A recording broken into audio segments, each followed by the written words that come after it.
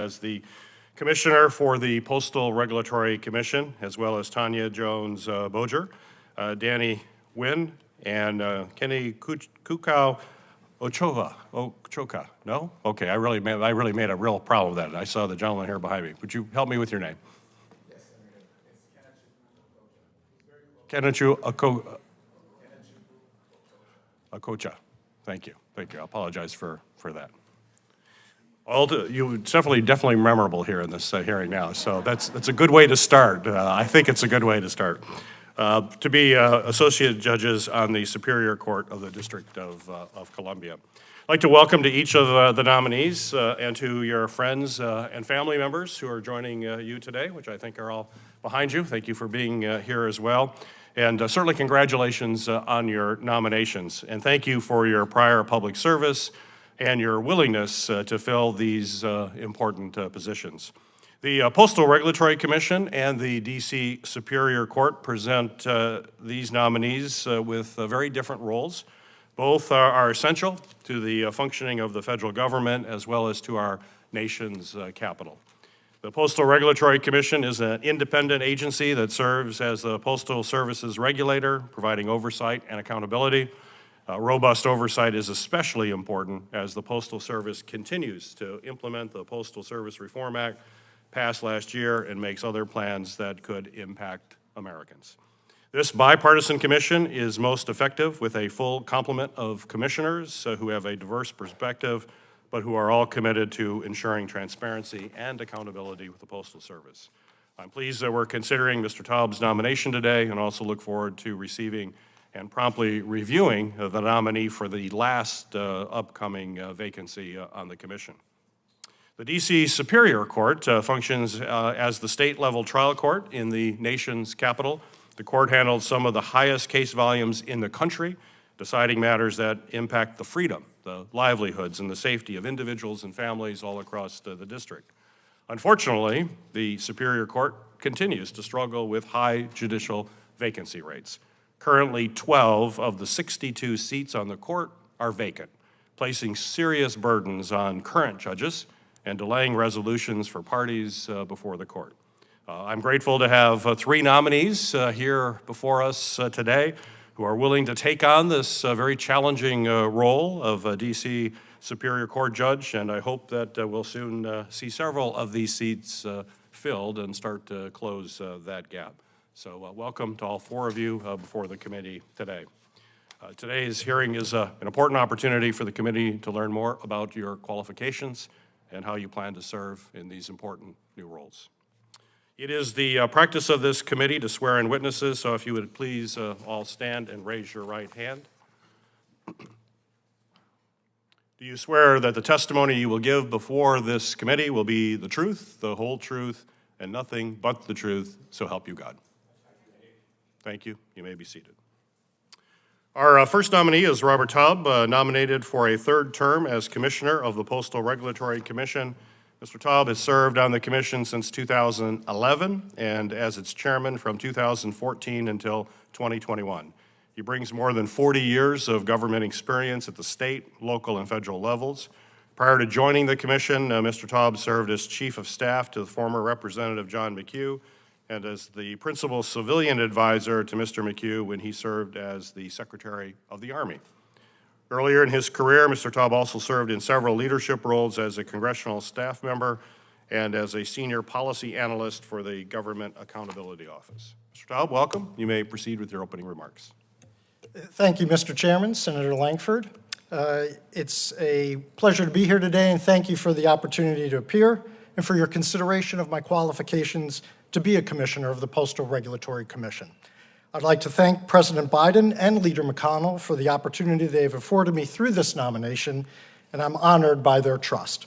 I'd also like to thank New York Senator Schumer and Gillibrand for their kind support.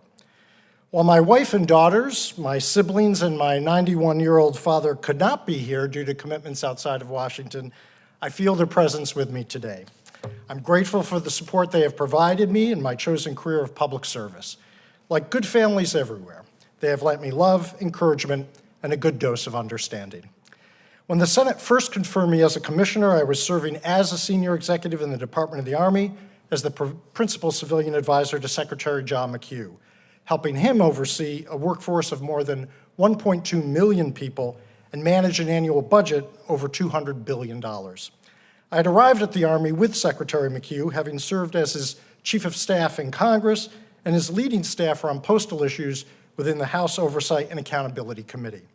Over the course of my 40 years in public service, I've worked in bipartisan fashion to craft solutions to many public policy issues, particularly the challenges confronting our Postal Service. I served as chairman of the commission for more than 6 years, from December 2014 to January 2021. During those years, the commission improved its efficiency and effectiveness in carrying out its mission, as measured by budget savings and timeliness of work, and achieved improvements in employee satisfaction and engagement as measured by the Federal Employee Viewpoint Survey. If confirmed, I would work with my fellow commissioners to achieve further improvements.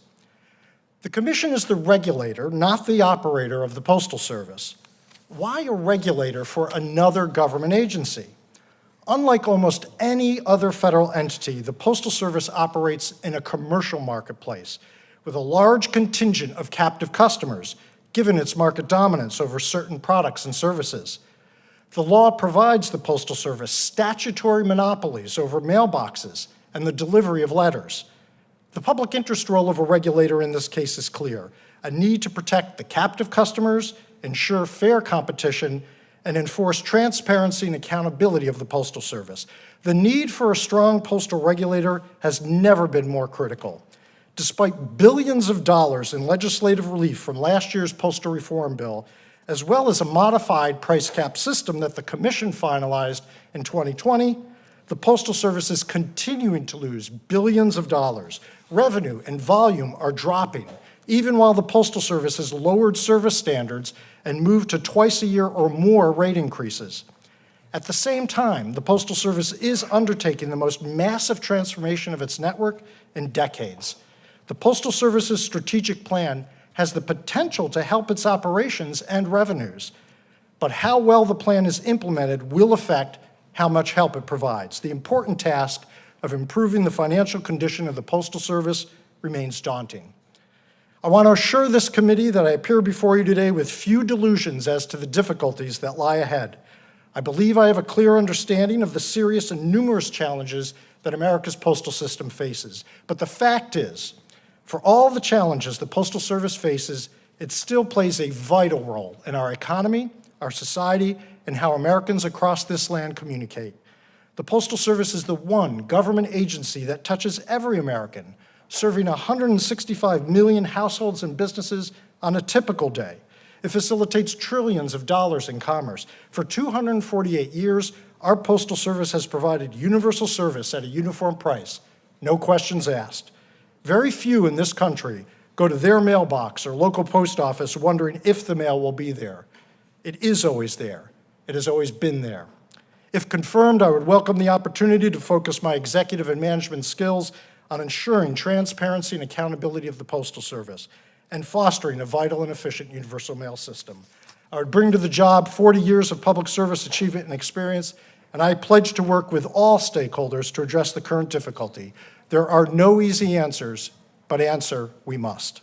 And I promise you, if confirmed, my priority will be, along with this committee, the entire Congress, the President, and my fellow commissioners, to engage in a constant search for the discovery and effective implementation of solutions. I'm truly honored to be considered. Thank you. Our next nominee is Judge Tanya Jones-Boger. Judge Jones-Boger has served as a magistrate judge on the District of Columbia Superior Court since 2017. Previously, she served as Assistant General Counsel for the District of Columbia Courts and as the Assistant General Counsel for the District of Columbia Department of Human Services. Earlier in her career, Judge Jones-Boger served as a law clerk for the District of Columbia Superior Court judge and then as an Assistant Attorney General in the District of Columbia's Office of the Attorney General. She has received a JD from the American University Washington College of Law and her BA from Syracuse University. Judge Boger, welcome. You may proceed with your opening remarks. Good morning. Good morning. Good morning. Chairman Peters, Ranking Member Paul, and members of the committee. I am honored to appear before you today as you consider my nomination to be an Associate Judge of the Superior Court of the District of Columbia. I would like to thank you and your staff for your dedication and diligence in preparing for this hearing. I would like to thank all the members of the District of Columbia Judicial Nomination Commission, especially its former chair, the Honorable Emmett Smith, for recommending me to the White House. I am profoundly thankful to the President, Joseph Biden, for nominating me, and I wish to recognize Chief Judge Anita Josie Herring for her leadership and encouragement, and former Chief Judge Robert Morin, who appointed me as Magistrate Judge of the Superior Court of the District of Columbia in 2017. I am here today as the recipient of unwavering guidance and support from my village of colleagues, family, and friends, many of whom are watching online. I would like to acknowledge my parents, Bernard and Yvette Jones. My mother is here with me today. My parents have overcome unthinkable odds raising me when they were very young adults. They worked tirelessly to satisfy my precocious curiosity about the world. They instilled the values of education, faith, hard work, and service. Without their steadfast support, I would not be here today.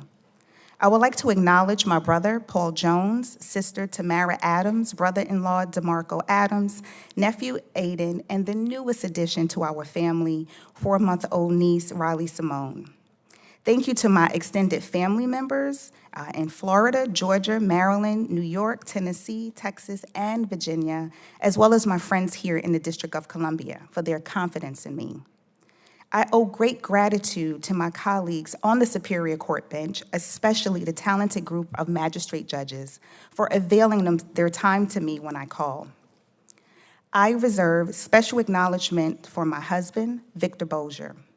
For nearly 22 years, he has been the wind beneath my wings as I pursue a career in public service. His patience and understanding are unmatched.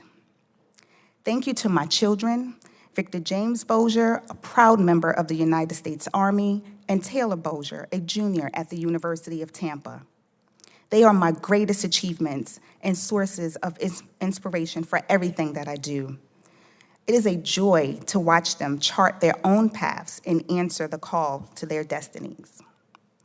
It is an honor and privilege to be considered for a position as an associate judge on the court, where I've appeared for over 23 years. While attending American University Washington College of Law, I served as a judicial law clerk for the Honorable Judge Bush.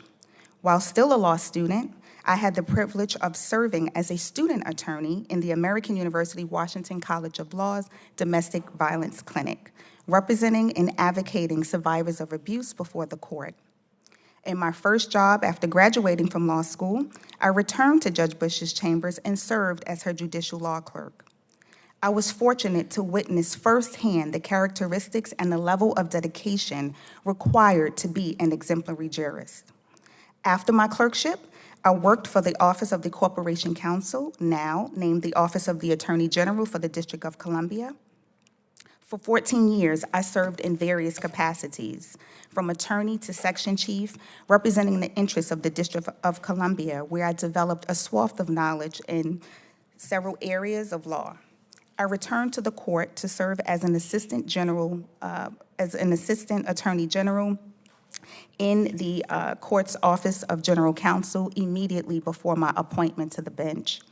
And since 2017, I have been a magistrate judge on that bench, serving in the family court, civil, criminal, domestic violence, and probate divisions.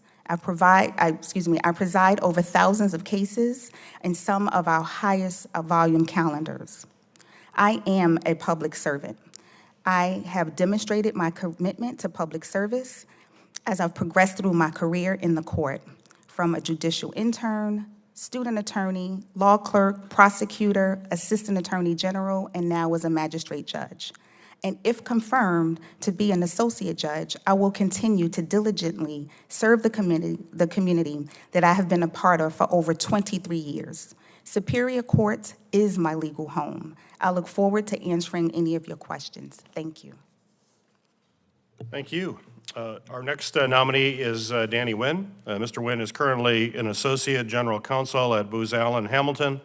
Previously, he served as a trial attorney in the Criminal Division of the Department of Justice and as an Assistant United States Attorney in the U.S. Attorney's Office for the District of Columbia.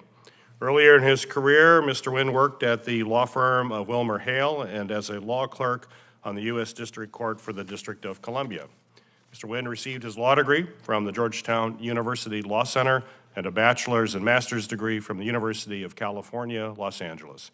Mr. Nguyen, welcome to our committee. You may proceed with your opening remarks. Good morning, Chairman Peters, Ranking Member Paul, and members of the committee. Thank you and your hardworking staff for holding today's hearing. I am honored to be here today as you consider my nomination to serve as an associate judge on the Superior Court of the District of Columbia. I was extremely grateful in 2020 when I was nominated by former President Donald Trump, and I'm similarly grateful to President Joseph Biden for renominating me earlier this year. I want to thank the DC Judicial Nomination Commission and its chair, the Honorable Marie Johns, as well as its former chair, Judge Emmett Sullivan, for recommending me to the White House. I am also thankful to Chief Judge Anita Josie Herring and the judges of the DC Superior Court for their support throughout this process, and to former Chief Judge Robert Morin for encouraging me to apply for a judgeship on this esteemed bench. I cannot say enough about how appreciative I am for my family, colleagues, and community who have supported me throughout my entire career. In particular, I want to thank Judge Reggie Walton of the United States District Court for the District of Columbia, who is here today, for his invaluable mentorship and guidance in both work and life. I also want to thank former United States attorneys Ronald Machen, Vince Cohen, Channing Phillips, and Jesse Liu. I had the honor of serving as an assistant United States attorney under each of these exceptional leaders, and I appreciate their support and encouragement over the years. I am very grateful for the support of my brother Matt, as well as my extended family, who are all watching today's hearing remotely. I am the proud husband of Gwen Stamper, an accomplished attorney in her own right, and an even better human being. Every day, on top of juggling life as a professional and parent, she always finds a way to make me laugh, keeps me grounded, and inspires me to be a better person than I was the day before.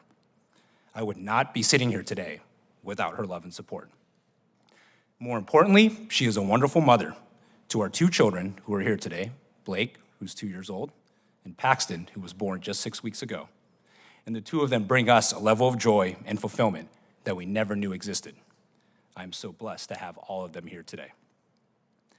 However, I cannot talk about who I am as a person and who I will be as a judge, if confirmed, without talking about my parents, Vinh Nguyen and Hung Lam. My parents escaped Vietnam on a boat in the late 1970s after the fall of Saigon, and after spending several months in a refugee camp in Malaysia, they came to the United States with almost nothing in tow. While my parents knew a college education would open doors for them in their new home, they could not afford to get one. Not only did they have little money, but my mom was 7 months pregnant with me when they arrived at the States. They had no choice but to make ends meet. And through hard work, persistence, and sacrifice, they did just that. And my parents were able to give me the education and the life that they never had for themselves. They gave up so much so that I could have so much more.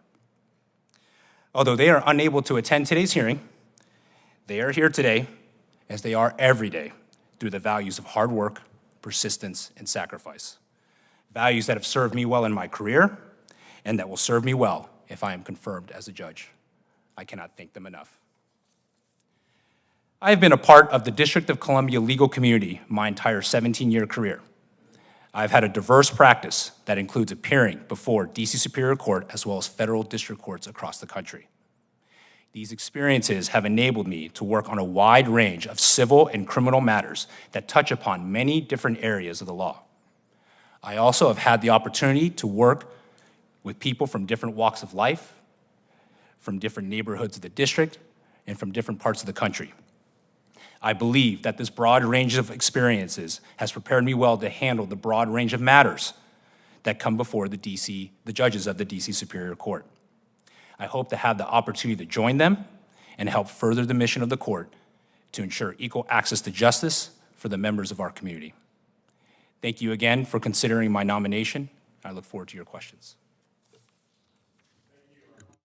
Thank you. Our final nominee is Kenny-Chukwu Okocha. Wow. Mr. Okocha, welcome. Mr. Okocha has served as an assistant United States attorney in the U.S. Attorney's Office for the District of Columbia since 2011. Since 2019, he has served as the office's deputy chief for the Sex Offense and Domestic Violence Division. Mr. Okocha previously served as an assistant district attorney at the Dane County District Attorney's Office in Madison, Wisconsin from 2008 to 10.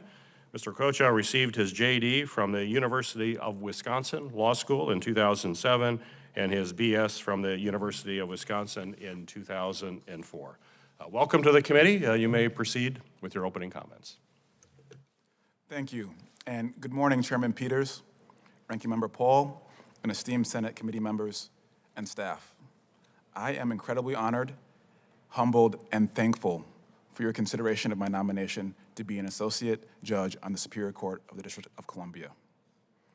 I would also like to thank the District of Columbia Judicial Nomination Commission, particularly the chair, Marie C. Johns, for recommending me to the White House. I thank President Joseph R. Biden for nominating me. I also thank Chief Judge Anita Josie Herring and the judges of the D.C. Superior Court for their assistance and encouragement. I wish to further thank my current and former colleagues at the U.S. Attorney's Office for the District of Columbia, and especially the current U.S. Attorney Matthew Graves for his leadership, as well as former U.S. Attorneys Ronald Machin and Vincent Cohen for hiring and training me. Jesse Liu for promoting me, and Channing Phillips for his constant guidance. I reserve special thanks for my current and former colleagues in the Sex Offense and Domestic Violence section. Sharon Marcus Kern, the section's chief, has taught me important lessons on leading attorneys. The Honorable Kelly Higashi, the section's former chief, and Mark O'Brien, my fellow deputy chief and former supervisor, have shown me how to advocate for victims. And my former colleague, Kenya Davis, has been a mentor to me throughout my time in the section. I also thank my lifelong friends and colleagues, many of whom are here today or watching at home, for their support. I am the proud son of Nigerian immigrants, Augustine and Anena Okocha, who made the fateful decision to come to the United States for a better life and to pursue their education. Their hard work, determination culminated in obtaining PhDs in physical and counseling education. They are here today supporting me like they always have and always will. I cannot thank them enough for their many sacrifices they made in rearing me, educating me, and advocating for me. Their story and influence is truly my North Star, and it's instilled in me the values of service and betterment of the community, which I hold sacred. Their personal achievements, contributions to their communities, and the successes that they have nurtured from their children are the quintessential representation of the American dream. I also thank my three sisters who are also here today. My oldest sister, Nonye, she has taken care of me and trailblazed a path for me and my other sisters. My immediate older sister, Fifi, has long been one of my closest confidants, advisors, and friends. My youngest sister, Zia, who I used to watch over, has grown into a strong, confident woman and peer. All of my sisters have taken on my parents' values in becoming physicians and healing their fellow community members. I thank them for their time. I thank them for taking time away from their families and important work duties to come and support me here today. But I reserve my greatest thanks and appreciation for my partner, my loving and supportive wife, Cherry Okocha. Her strength, her beauty, her devotion, her care, and her discipline invigorate me daily.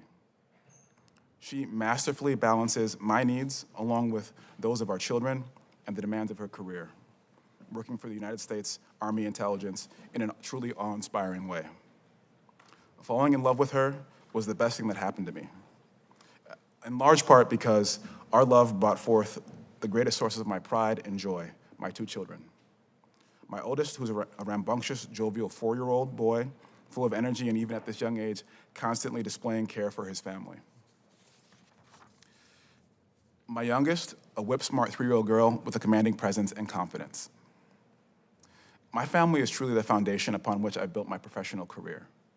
Faithful to the values my parents instilled in me, I chose a career in the law. For over 15 years, I've pursued justice for my fellow community members as a prosecutor. My career has brought me a wealth of experience. I've tried over 50 cases in 3 different jurisdictions, and since working for 2 years as an assistant district attorney in Madison, Wisconsin, I've spent nearly 13 years as an assistant United States attorney at the United States Attorney's Office for the District of Columbia. I've spent much of my time in the U.S. Attorney's Office advocating for victims of sexual abuse and domestic violence, in turn handling some of the most serious sexual abuse cases, and also supervising the district's adult, non-fatal, felony violent crime domestic violence cases. It is truly an honor and privilege seeking justice for these vulnerable children, women, and men. If confirmed, I would relish the opportunity to continue my commitment to public service as a neutral arbiter, ensuring the protection of rights and faithful administration of the law. Thank you again for the opportunity to appear before you today, and I look forward to answering any questions. Thank you.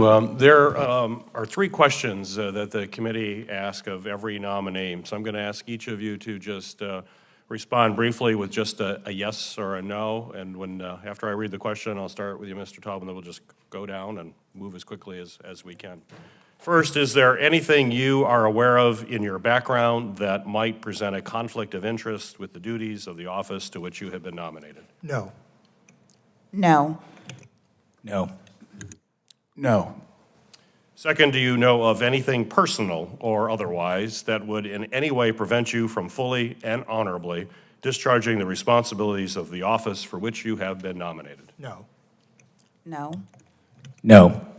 No. And lastly, do you agree without reservation or to comply with any request or summons to appear and testify before any duly constituted committee of the U.S. Congress if you are confirmed? Yes. Yes. Yes. Yes. Thank you. Mr. Taub, the Postal Regulatory Commission plays a critical role in conducting oversight of the Postal Service, as you've talked about and I mentioned in my opening comments. Things including prices, on-time delivery service, and whether the Postal Service is providing prompt, reliable, and efficient service to every single community all across the country. For example, the PRC recently began a public inquiry to seek more transparency on proposed changes to the postal network. The PRC's oversight work here is absolutely essential. We must ensure that any Postal Service changes will not have any negative impact on the services that they provide and the customers that they serve. My question to you, are you committed to ensuring the Commission acts as a strong regulator, including taking proactive action on these emerging issues? And if confirmed, how are you going to work to this goal? If you could talk about that for the committee, we'd appreciate it. You got it, Chairman. That task of providing transparency and accountability to the United States Postal Service is the key mission of why the Postal Regulatory Commission exists and was created. I had an opportunity as a lead House staffer to help craft the 2006 law that transformed the Postal Rate Commission, which was a relatively weak rate recommending body, into the Postal Regulatory Commission. So I have a deep familiarity with the goals and expectations that the task before the commission, recognizing that the Postal Service is 100% part of the federal government. It isn't quasi-private, quasi-government, or quasi-anything. It's 100% part of the federal government, operating with not one but 2 statutory monopolies over letters and mailboxes, with a huge amount of captive customers. So the public interest role that the commission plays is vital to ensuring the public interest is met. The commission, as you noted, has proactively stepped forward to undertake a inquiry as to the Delivery for America plan. This is the most far-reaching plan that is being implemented as we speak. If one listens to some of the Postal Service information on this, it may be the most fundamental change to the network since Ben Franklin was Postmaster General. And so this is not a time for the commission to think big thoughts or step back. We've got to be using our authorities, recognizing we're the regulator, not the operator, to ensure the American public has transparency and accountability, and that's exactly what we're doing with that public inquiry you mentioned. Judge Jones-Boger, as a magistrate judge, you have direct experience with a high volume of cases that are now facing the D.C. Superior Court. So my question for you, ma'am, is how have you learned to manage your caseload efficiently while also ensuring that everyone who comes before you gets a meaningful opportunity to be heard? And how will you use that experience in this new position? Serving as a magistrate judge for the past 7 years, I've been assigned to each of the 5 divisions at Superior Court. I ensure that I am prepared. That means being familiar with any Supreme Court guidance and precedent. I do ensure that the litigants have their opportunity to be heard. I am respectful when I am on the bench. I preside over each matter with a level of humility and respect the dignity of the litigants. With respect to the attorneys, I do make sure that they are prepared and they understand my expectation as not to cause delay. It's very important for the court to reach timely resolutions. So I set expectations out early in ensuring that if there are any barriers that might cause delay, that it's addressed at the outset. If there are any continuances that are requested, I don't make wholesale decisions. I make sure that there really is good cause or excusable neglect to warrant such a continuance. In the various matters that I presided over where the majority of the litigants are pro se, I do ensure that I speak clearly, try not to use legalese so that they can understand my ruling and ultimately, of course, become compliant and to follow through on the court's orders. Superior Court fortunately also has a wealth of resources within the courthouse and also within the community. So in instances where there are additional services needed and or legal questions that as a judge I cannot answer, I'm always willing to direct the pro se litigants to those resources. And if confirmed, I will continue to preside over my matters in the same way. Thank you. Mr. Nguyen and Mr. Okocha, you both have extensive experience trying cases in D.C. As prosecutors. So my question for both of you, what challenges do you anticipate facing as you shift from your role of an advocate to the role of an impartial adjudicator? And how are you preparing to make this transition if confirmed? Mr. New, we'll start with you. Or Mr. Nguyen, I'm sorry, Mr. Yes, Senator Peters. So fortunately for me, I've had to make this transition one other time in my career after practicing law for 3 years at WilmerHale as a defense attorney working on complex financial matters. I then became a law clerk for the Honorable Reggie B. Walton, and as an attorney at WilmerHale, my job was to be a zealous advocate for my clients. My job was to look at the facts and look at the law and then always ask myself what's in the best interest of my client. As a law clerk, I essentially sat in the shoes of the judge, and I had to be neutral and fair-minded and ensure that all the parties, through their written submissions, had a full and fair opportunity to be considered and to be heard. And I think my ability to make that transition back earlier in my career, I was able to do that by bringing a sense of humility to the role. And I think humility is important because humility means recognizing that you're not necessarily the smartest person in the room. It means recognizing that you may not have all the answers to all the problems that come before the court. And it certainly means understanding that just because you've always done something one way doesn't mean it's the right way. And I think if you ask my friends, colleagues, and opposing counsel, they'll tell you that I've always brought a sense of humility to the work that I've done and that I'm somebody who always leans on the perspective of others to help inform me on what the right decision is.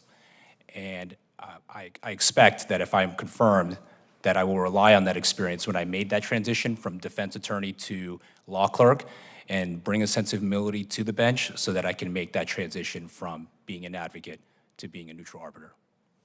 Thank you. Mr. Gosha? Yes, Senator, I would agree with my co-nominee that humility is important. I'd also add that it's important to network with those who have gone before you. I have a number of colleagues who used to work at the U.S. Attorney's Office who do work at D.C. Superior Court. If I were confirmed, I would talk to them about their experience and learn more from them as well. Thank you. Thank you. Senator Langford, you're recognized for your questions. Mr. Chairman, thank you. Thank you to all of you. Thanks to your families that actually came as well. It's a big day for everybody, and it's not a day that you wake up and go, I'm so excited I'm going to be in a congressional hearing today, okay? No one loves this day, but thanks for walking through this. All of you have been through a long process on this. Mr. Staub, you've been through this multiple times, so you're the experienced guy in this. I want to be able to press on a couple of issues. Postmaster General DeJoy was in a House oversight hearing recently, and he was talking about the Regulatory Commission. I'm sure you've seen some of the quotes on it. There seems to be a battle back and forth between the Postmaster and between the Regulatory Commission. He made this statement. He said, we're very, very committed to getting the Postal Service back on track and moving forward. That's why interference from the Postal Regulatory Commission is not helpful. It is going to put this whole plan in jeopardy, speaking about the Delivering for America's plan. So perspective-wise for you, I'm not saying that you're putting the whole plan in jeopardy. Where do you disagree with the Delivering for America, that plan? Where are the areas where we can work together? Because with the Postal Service in such great debt right now and accelerating on it, we've got to have Postmaster General and all that's going on in the Postal Regulatory Commission actually pull in the wagon the same direction on it at some point. So where do we go from here? Yeah, Senator, first of all, nothing that the commission has done by opening up that public inquiry has done absolutely anything to stop, alter, change the Delivery for America plan. What the commission was deeply concerned about, recognizing we're not the operator, right, that is the responsibility of the Postal Service, is to provide transparency for the American public.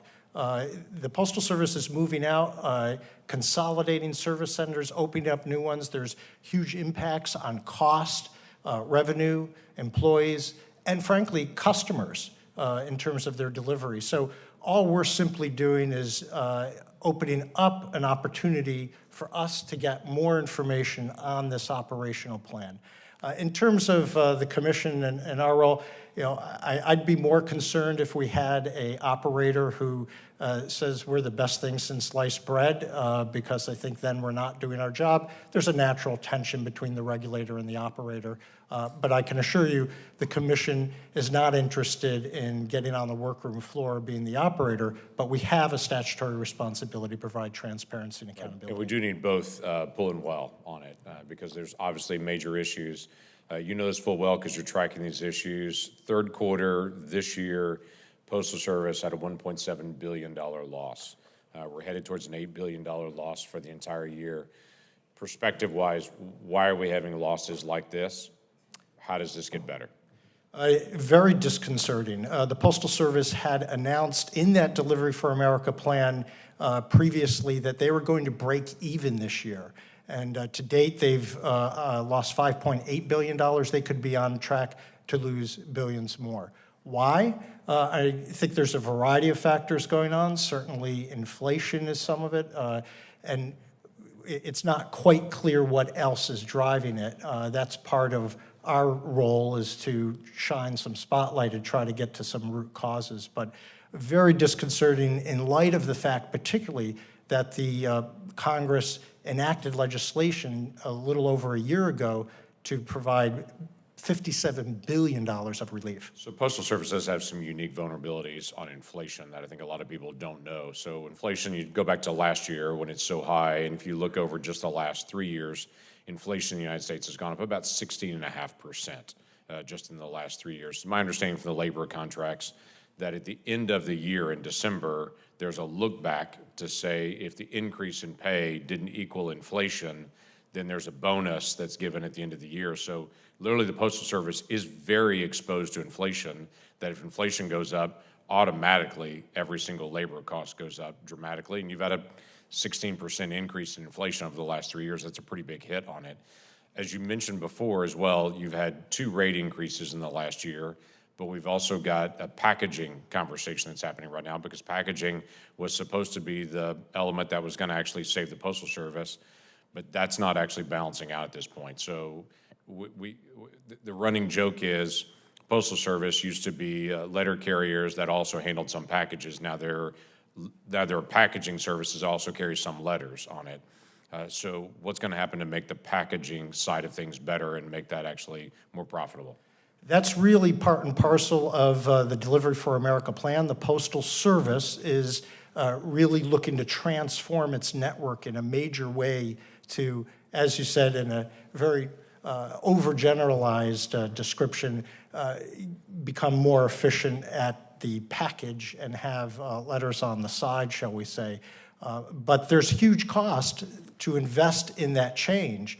And there's storm clouds there, as you indicated, because as opposed to that continuing increase we're seeing in the last several years on competitive product revenue and volume, there's some decreases going on there, let alone the unrelenting loss of first-class mail, which is their bread and butter.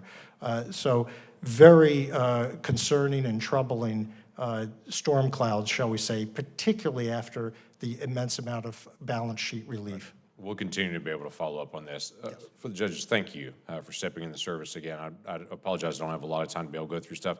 Mr. Cho, I do want to be able to ask one quick question, though, just as a follow-up on some things. By the way, beautiful introduction of all your family. There was in 2017, you wrote a piece that I'd want to be able to ask you and get some additional clarity on.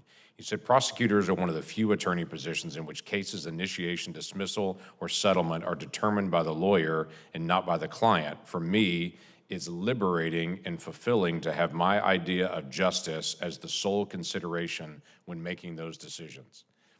Now, I understand as a prosecutor making that statement, but if I'm in front of you in a case and you're the judge, and I know you've written my idea of justice as the sole determinant of that, that makes me nervous on it. So help me understand that as a judge. Yes, Senator. What I'd like to say with regards to that statement, when I say the sole determiner of justice, I mean within the facts and the law. So when you're determining justice, you have to determine the facts, see what the law is, and attribute those facts to the law.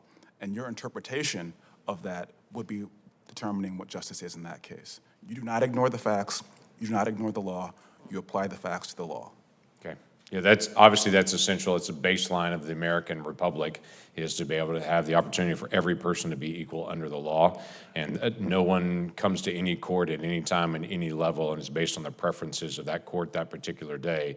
But whether you're in Seattle, Oklahoma City, or Washington, D.C., you know the law is going to be applied equally to every single American citizen on that. So that will be exceptionally important. It's one of the key standards that I look for in every judge, to be able to say they know their responsibility. I can't be a judge. I'm a legislator.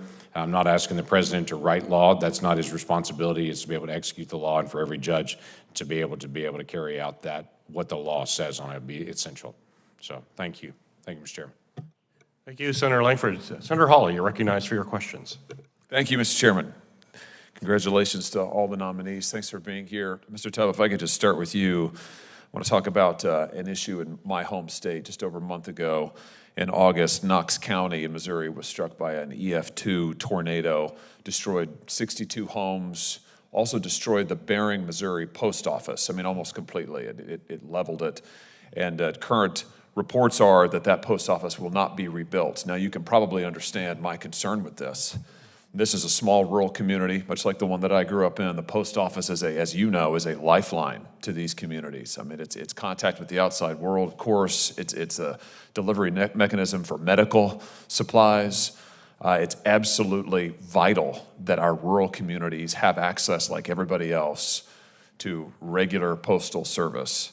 So I realize what your role is on the Regulatory Commission, and it's primarily an oversight role, but let me just ask you, do you agree that the Postal Service should prioritize rebuilding rural post offices in a timely manner so that we can keep the flow of mail and other services available to everybody across the country? Oh, 110%, Senator.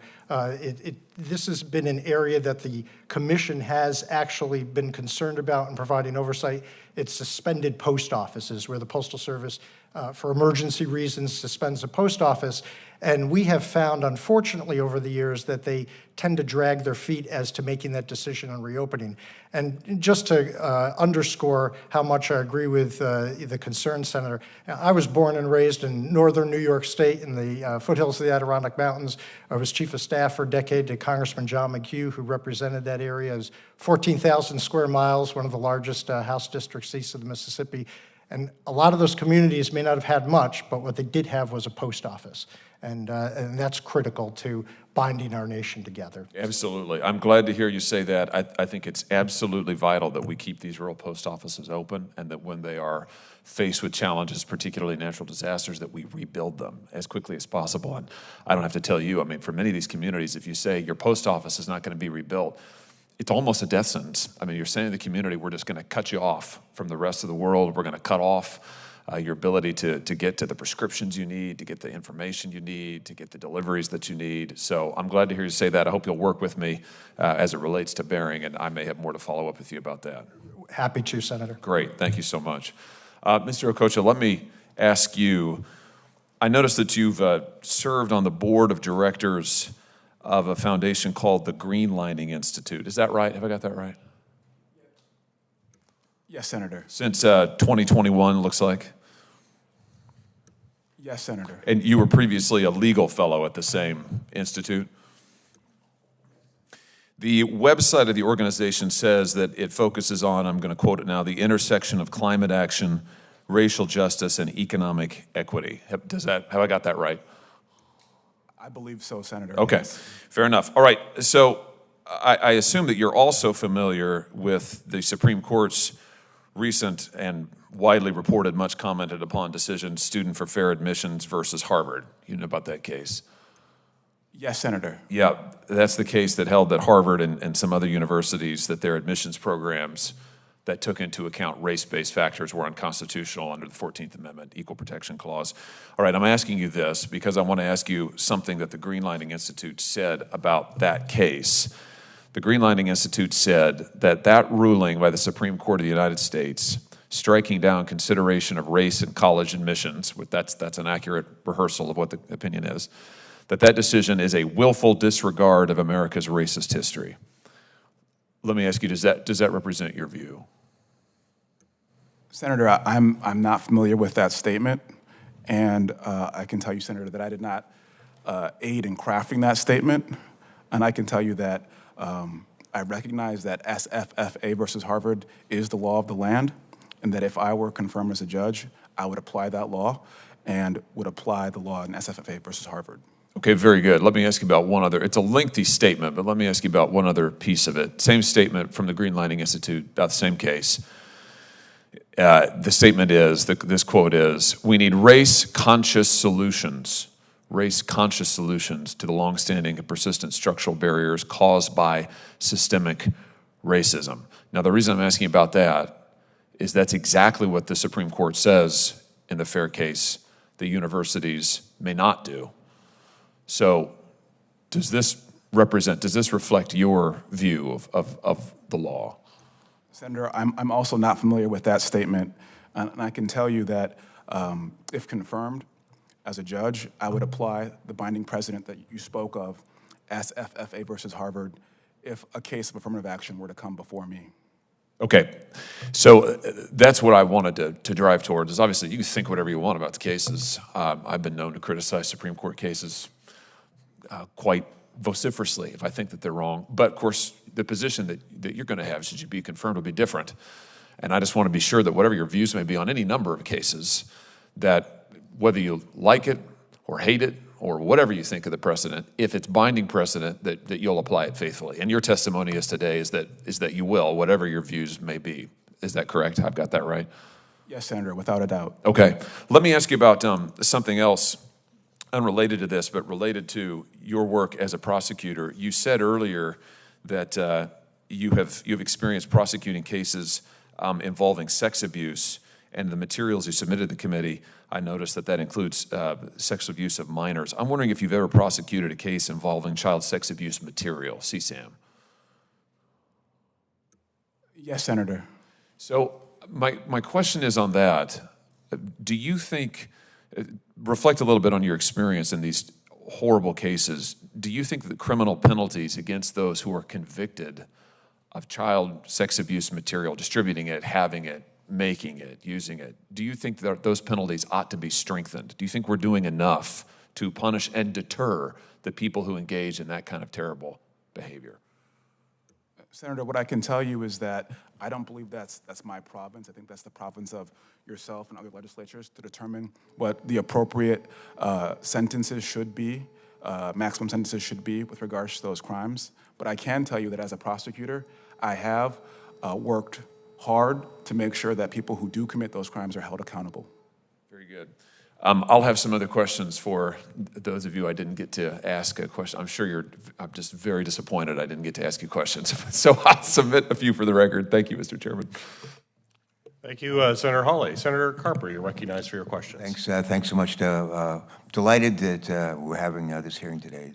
To Mr. Cobb, Mr. Cobb, nice to see you, and to our nominees for judgeships. In an earlier day, I'm a recovering governor, and in an earlier day, I was privileged to nominate for 8 years men and women to serve on the courts of Delaware, which actually have national, even international prominence. And so the issue of the qualifications of those we nominate to serve on the bench is something that's important to us in Delaware, and it's certainly important to me. Although I'm not a lawyer, for too long we have delayed hearings, reporting nominees out of this committee so that they can actually go to work. We have a vote on the floor and go to work on the bench here in Washington, D.C. I'm delighted that we're here having this hearing. I hope we can move these nominations along. Thank you for your willingness to serve.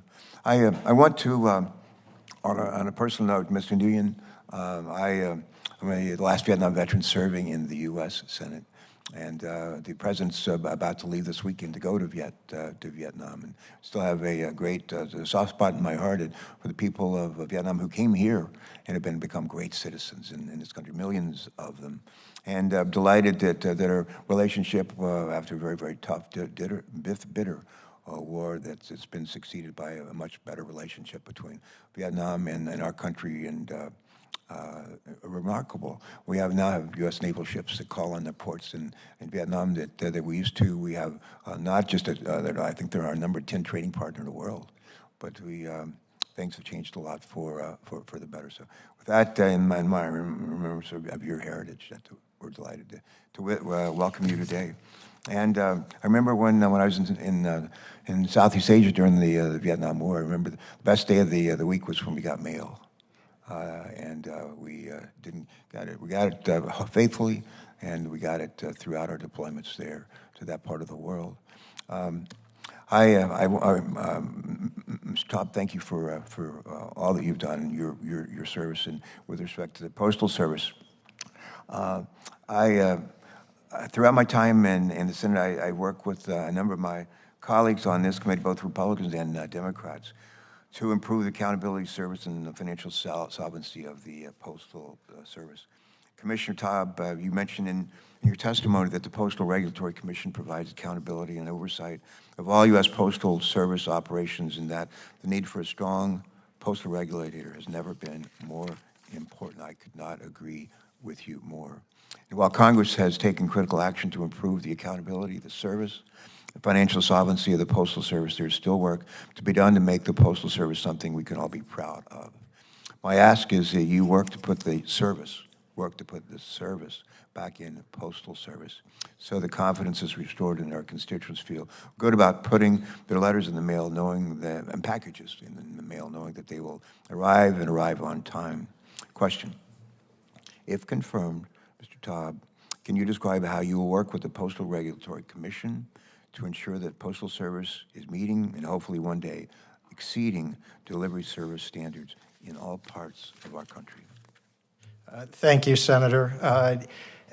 Service oversight of their performance is one of the most critical tasks that the Commission was created for. With your key help and work in the 2006 law particularly, transforming that old Postal Rate Commission into the Postal Regulatory Commission. One of our responsibilities every year is what's called an annual compliance determination, where we look back and make sure all the rates and fees that were in effect were in compliance with the law. But the other aspect that we have to do every year is look at service standards and say were they met. And I can report to you, our most recent report, nearly half of their market-dominant service standards did not meet performance, and we ordered corrective action. We've asked for detailed reports drilling down into the root causes. The Postal Service is reporting back. Also, last year's postal reform bill tried to move the ball a little further and directed that the Postal Service create a dashboard that they had to create in consultation and working through our review and approval at the Commission. We did that in the last year. That dashboard of the Postal Service is up and running, providing more weekly information and data than existed before. And we're continuing to look at ways that we can push the Postal Service to continue to focus on it, because it's in their name, it's Postal Service. Why else is it a government agency than to provide universal service to the American public? And so, yes, you know, the solvency of the Postal Service is important. Their ability to provide a competitive environment in which they're operating is important. But at the end of the day, they're 100% part of the government because of service to the American public, and that's our important task to help oversee that. Good. I'm glad to hear you say that. And we continue with the Postal Service. In the summer of 2022, last year, I heard, my staff and I in Delaware heard from literally thousands of Delawareans about delayed mail delivery, missing packages and letters, and mixed delivery, with some individuals not receiving mail for weeks at a time. I heard it from some of my neighbors in Wilmington, too many of them. And following the outreach from dissatisfied constituents, the U.S. Postal Service Office of Inspector General actually conducted an audit that looked at efficiency and mail delivery at 3 post offices and 1 distribution facility in Delaware. Postal Service OIG report showed significant areas of concern for the facilities and validated the concerns that our office had heard from so many Delawareans up and down the state. Alarmingly, the Postal Service OIG shared with our staff and me that the Delaware facilities that they audited had some of the worst results they've seen across the board. Our staff and I have been told that the Postal Service is implementing the recommendations outlined in the OIG report, but we have concerns about how timely and complete these recommendations have been implemented. And if confirmed, I would just ask, how will you work with the Postal Service to ensure that the agency is implementing the recommendations outlined in the Postal Service OIG report in a timely and an efficient manner? Senator, the service performance is critical. What you observed in Delaware is not an anomaly or anecdotal. As you said, not only did the Inspector General go into those 3 offices, but I can attest, based on the national perspective over a year, the Postal Service, in well over half of the products, first class, periodicals, marketing mail, our service is not where it's supposed to be. And that's why we've ordered them to get into deep diving these numbers, come back with a report, where in the process is this breaking down, and report on us where it's being improved. So we're on that. We are going to be reviewing that report when it comes in as part of the look back to this past year. And if it's not where it needs to be, again, the law empowers us to continue to order corrective action. But I think both are looking at it, the Inspector General from their lane, and also last year's reform bill that ordered the Postal Service to put more of a spotlight on service through that creation of a dashboard that we helped oversee. Is all of the above is going to hopefully move the needle forward. Good, thank you. And to our judicial nominees, I would just say, again, thank you for your willingness to serve in these important posts. I think it's, I would use the word shameful in the way that the Senate has delayed consideration of nominees for judicial posts in the District of Columbia too often in past years. I want to commend our chairman, Senator Peters, for bringing you before us today, and hopefully set the stage for moving your nominations forward. Justice delayed is justice denied. And we want to make sure that these positions are filled with well-qualified jurors. And again, we appreciate your willingness to serve in these capacities and for being here today. One of my other committees I have the privilege of chairing is Environment and Public Works Committee, and we literally wrote major portions of the bipartisan infrastructure bill that's the law of the land today. And we're doing oversight hearings today with respect to the water, pieces of the drinking water, wastewater across the country. And I need to go back and do my day job right now. But Mr. Chairman, thank you for calling this hearing today, and our thanks to all of you. Great to see you. Thanks so much. Thank you, Senator Carper. And this is part of your day job too, my friend. In past years, a long time ago, actually, we got to sit right here in this. That's right, that's right. Mr. Chairman, I'm just another guy. Yeah, those are the good old days. Huh? Mr. Taub, the Postal Regulatory Commission is responsible for regulating postage rates or prices, as you well know. In 2020, the PRC adopted rules to modify the rate system, but since then, the Postal Service has repeatedly raised rates, taking advantage of its authorities under that system. But this is concerning for certainly many customers and constituents of mine. So my question for you is, what are you currently doing on the PRC to monitor how these changes are affecting affordability and service for the average customer? And if confirmed, what would you do to focus on affordability and examine the entire rate system? That is one of the key objectives that the law lays out for the market-dominant rate-setting system, the price cap-based system that you described. There's 9 somewhat conflicting objectives in law that the system must achieve. And as you noted, at the end of 2020, the Commission, after an extensive review of notice and comment, revised that system, kept a CPI-based price cap system, but went back and tried to recognize where we identified deficiencies. We are fully committed to not waiting, as the 2006 law mandated, a decade, but within just a couple years, we are going to do another full comprehensive review. Are these 9 objectives of law being met? Affordability, as you mentioned, is one of them. Financial sustainability is another. High-performing service standards. There's 9 that must be met. We're going to balance all that. Get the experience. We put in place the rules at the end of 2020. The Postal Service first implemented those changes about a year later in 2021, 2022. So right now, we only have about a year or so. You know, how much of this is driven by CPI? Certainly, well over half of those increases are CPI itself. The Postal Service, since the 2006 law, could implement rate changes more than once a year. They had not chosen to do that, so there's nothing in our rules of 2020 that modified that. But we are concerned. We're looking at it. One of the other aspects, trying to get ahead of the curve and not wait for this review to start in 2 years, we just opened a proceeding to look at, are there ways to incorporate in that CPI price cap system a mechanism to recognize when service is not being achieved and maybe ratchet back the rate authority if service isn't achieved. It's an open docket. We're getting comment. But again, one of those things that rather than wait for this more comprehensive review, we're planning now and looking at it. Thank you. Mr. Traub, the PRC is an independent agency. And as a strong regulator, must certainly maintain sufficient independence from the Postal Service. The PRC's budget is, of course, a very important part of that. The Postal Service Reform Act has made changes giving the PRC more budget flexibility so that it can regulate the Postal Service even during times of a government shutdown, which hopefully we won't have, but we always have to be prepared. These provisions were meant to maintain the PRC's independence and ensure strong oversight. My question for you is, if confirmed, how would you work to ensure that the PRC maintains full independence, understanding that obviously the Postal Service also plays a role in respecting that independence, but how do you intend to maintain that? In terms of the budget process, I've got somewhat of a unique perspective, having served as chairman of the commission for more than 6 years.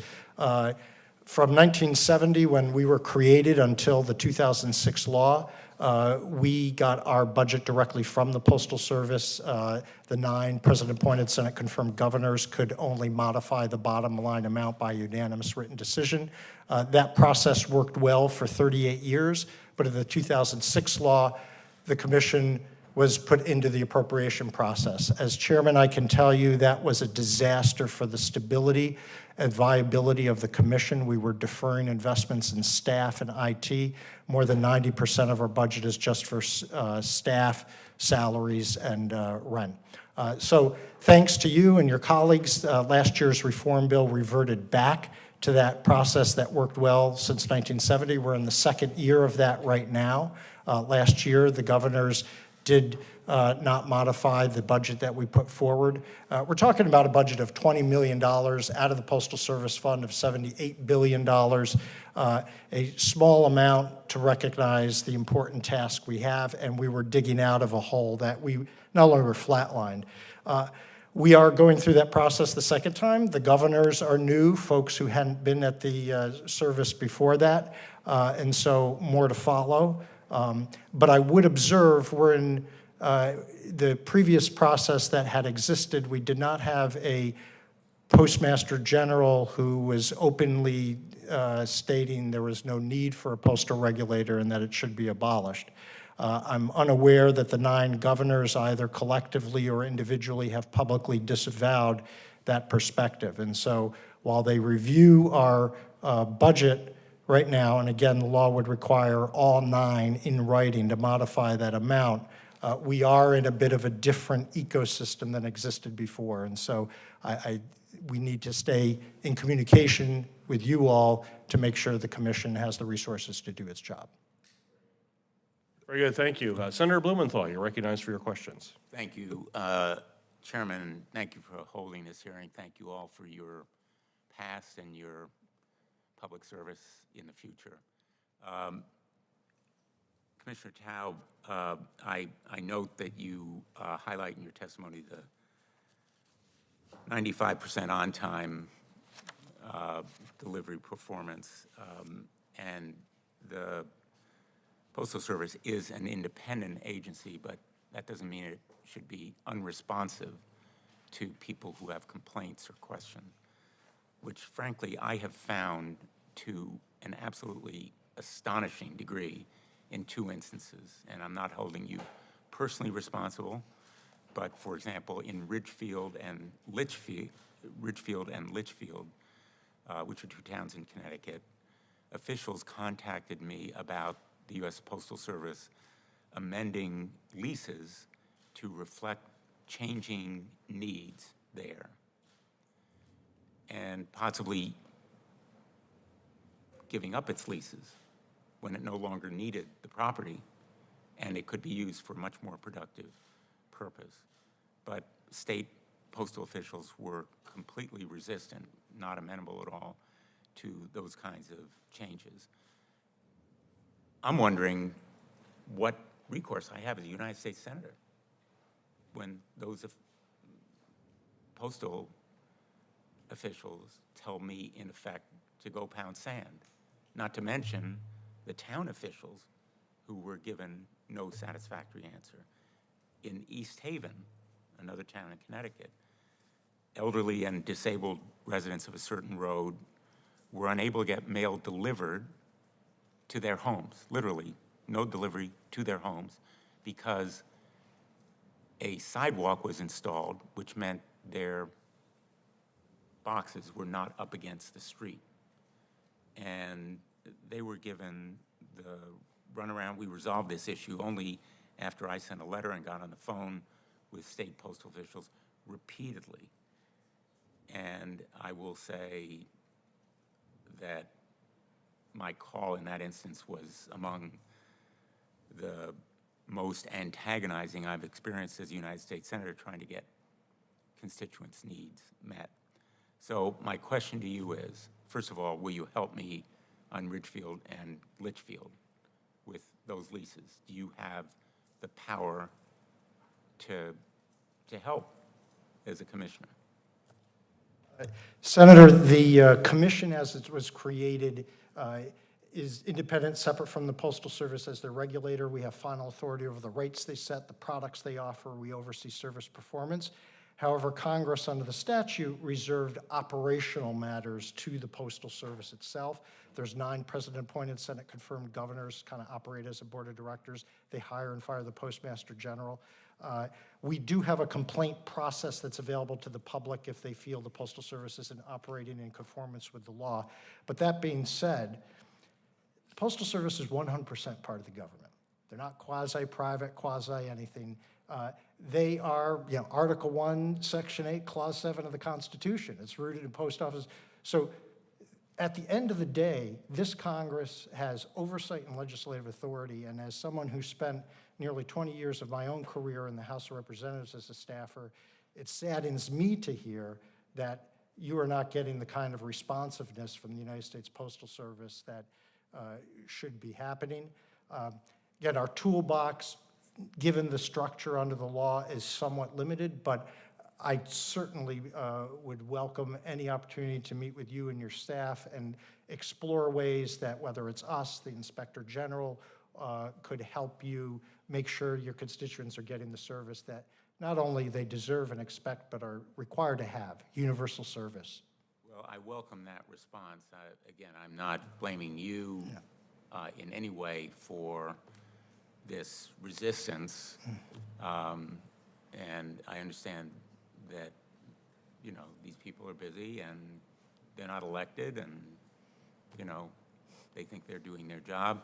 But I think that whatever the levers are, and you have said, I think, in your testimony that one of your priorities is to enhance and expand communication of accurate information to postal stakeholders, policymakers, and the general public, which I think is a great goal, but you do have some oversight responsibility. So if you can speak to us about ways we can make the Postal Service more responsive within the confines of what your authorities are, that would be great. So I appreciate it. Thank you. Yes. And to all of the other nominees, good luck on the bench, and what you're doing is tremendously important. I know well the work of the Superior Court here. It's like our state court in Connecticut. It's the face and voice of justice to everyday people. They can't get into federal court all the time. And what you do is provide them fairness and justice. So I thank you and congratulate you on your nomination and hopefully your confirmation. Thank you. Thanks, Mr. Chairman. Thank you, Senator Blumenthal, and thank you to each of our nominees for joining us today and for your willingness to serve in very challenging and very important positions. The nominees have filed responses to biographical and financial questionnaires, and without objection, this information will be made part of the hearing record, with the exception of the financial data, which is on file and available for public inspection in the committee offices. The hearing record will remain open until 12 p.m. tomorrow, September 8th, for the submission of statements and questions for the record. This hearing is now adjourned.